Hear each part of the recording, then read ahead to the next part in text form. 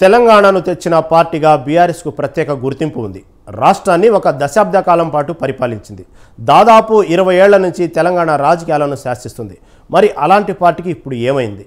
BRS విలీనం కాబోతుందంటూ 2 జాతీయ పార్టీలు స్టేట్మెంట్లు ఇస్తున్నాయి. ఇప్పుడు ఇది రాష్ట్ర రాజకీయాల్లో చర్చనీయాంశంగా మారింది. 2014 నుంచి 2023 వరకు తారాజువలా వెలిగిన బీఆర్ఎస్ ఇప్పుడు కనుమరుగవుతుందా? పొలిటికల్ పార్టీలు ఇచ్చిన స్టేట్మెంట్లు ఆరోపణలుగానే మిగిలిపోతాయా? బీఆర్ఎస్ నెక్స్ట్ స్టెప్ ఏంటి? Watch the story. దేశంలోని ప్రధాన జాతీయ పార్టీలో బీఆర్ఎస్ విలీనమవుతోందంటూ ఎప్పటినుంచో వాదోపవాదాలు నడుస్తూనే ఉన్నాయి.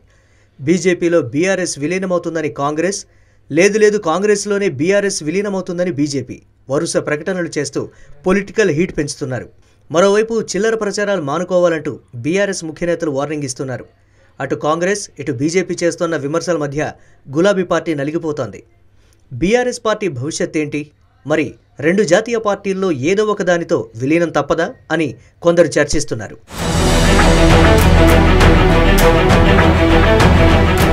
బీజేపీలో బీఆర్ఎస్ విలీనమవుతుందని సీఎం రేవంత్ సహా కాంగ్రెస్ నేతలు అదే పనిగా కామెంట్ చేస్తున్నారు.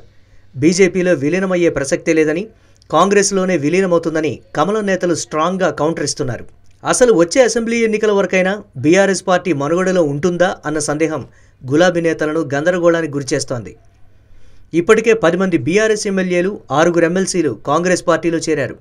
త్వరలో మరికొంతమంది చేరతారనే చర్చ జోరుగా సాగుతోంది కూడా. ఇలాంటి పరిస్థితుల్లో బీజేపీలో బీఆర్ఎస్ ఎలా విలీనమవుతుందనేది $1 మిలియన్ ప్రశ్నగా మిగిలిపోతోంది.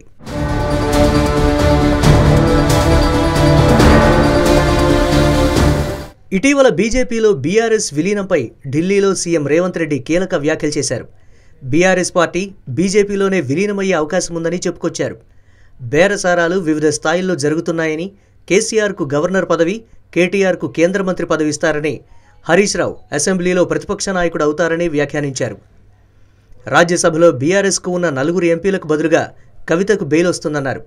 కవితకు రాజ్యసభ ఎంపీ పదవిస్తారని చెప్పుకొచ్చారు. ఆగస్టు 16న ఢిల్లీ పర్యటనలో తెలుగు మీడియాతో ఇష్టాగోష్ఠిగా మాట్లాడుతూ రేవంత్ కీలక వ్యాఖ్యలు చేశారు.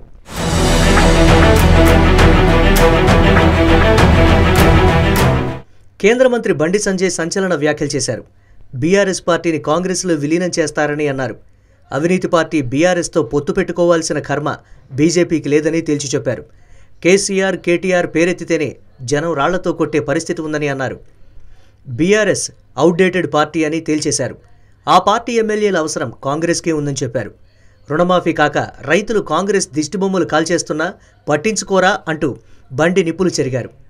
రుణమాఫీ సహా 6 గ్యారంటీలపై చర్చను పక్కదారి పట్టించేందుకు విలీన డ్రామాలు ఆడుతున్నారని ఫైర్ అయ్యారు. బీఆర్ఎస్ పార్టీ ఏం లేని పార్టీ, అది నాకు ఘట్కా పరిస్థితి.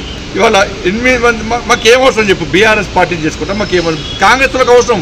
వాళ్ళు ఎమ్మెల్యేల సంఖ్య పెంచుకోవాలి, ముఖ్యమంత్రులు కావడానికి, ముఖ్యమంత్రి పదవులు కాపాడుకోవడం కోసం, నెక్స్ట్ కొంతమంది ముఖ్యమంత్రి కావడానికి ఈ బీఆర్ఎస్ పార్టీలో ఎమ్మెల్యేలు వాళ్ళను జత చేసుకుంటే వాళ్ళకు మెజార్టీ పెడుతుంది. ఎమ్మెల్యేగా ముఖ్యమంత్రిగా దించవచ్చు, ముఖ్యమంత్రిగా ఉండొచ్చు. మాకేమవసరం? మేము బీఆర్ఎస్ పార్టీ మనల్ని ఏదైతే మాకు ప్రభుత్వం వస్తుందా? కేసీఆర్ ఏ పార్టీ నుంచి వచ్చింది చెప్పండి? కాంగ్రెస్ పార్టీకి వచ్చింది. మళ్ళీ గాడికే పోతాడు, తిరిగి గుడి పోతాడు. అంటే బీఆర్ఎస్ పార్టీ కాంగ్రెస్ పార్టీ పోతాను వాళ్ళే స్పష్టత ఇచ్చారు కదా. కేసీఆర్, కేటీఆర్ విషయంలో మీరు ప్రజల దగ్గర పోతే చీతు అంటారు, రాళ్ళతో కొడతారు. మరి ఆ పార్టీని మేమెందుకు చేసుకుంటామన్నా? వాళ్ళకు పోయే వాళ్ళని తెల్లబోతున్నారు. ప్లాన్ ప్రకారం కాంగ్రెస్ పార్టీ కొంతమంది ఎమ్మెల్యేలను మెల్లమెల్లంగా చేసుకొని గంపగుత్తగా హోల్సేల్గా లాస్ట్కి ఒకటిసారి చేసుకో. బీఆర్ఎస్ విలీనం వార్తలపై పార్టీ వర్కింగ్ ప్రెసిడెంట్ కేటీఆర్ ఖండించారు. పార్టీపై దుష్ప్రచారం చేస్తున్న మీడియా సంస్థలు, వ్యక్తులు వెంటనే ప్రజలకు వివరణ ఇవ్వాలని, లేదంటే వారిపై చట్టపరమైన చర్యలు తీసుకుంటామని కేటీఆర్ హెచ్చరించారు. 24 ఏళ్లుగా ఇలాంటి అనేక కుట్రలు, కుతంత్రాలు, కుట్రదారులను ఎదుర్కొన్న పార్టీ తమదన్నారు. తెలంగాణ ప్రజల కోసం బీఆర్ఎస్ నిలబడుతుందని, పోరాడుతుందని కేటీఆర్ క్లారిటీ ఇచ్చారు.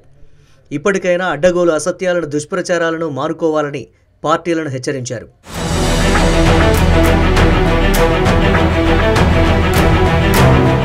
అయితే బీఆర్ఎస్ను బీజేపీలో విలీనం చేస్తారనే ప్రచారం ఈ మధ్య మొదలైంది కాదు. లోక్సభ ఎన్నికల ఫలితాలు వచ్చిన కొన్ని రోజుల తర్వాత నుంచే ఈ టాక్ వినిపిస్తోంది.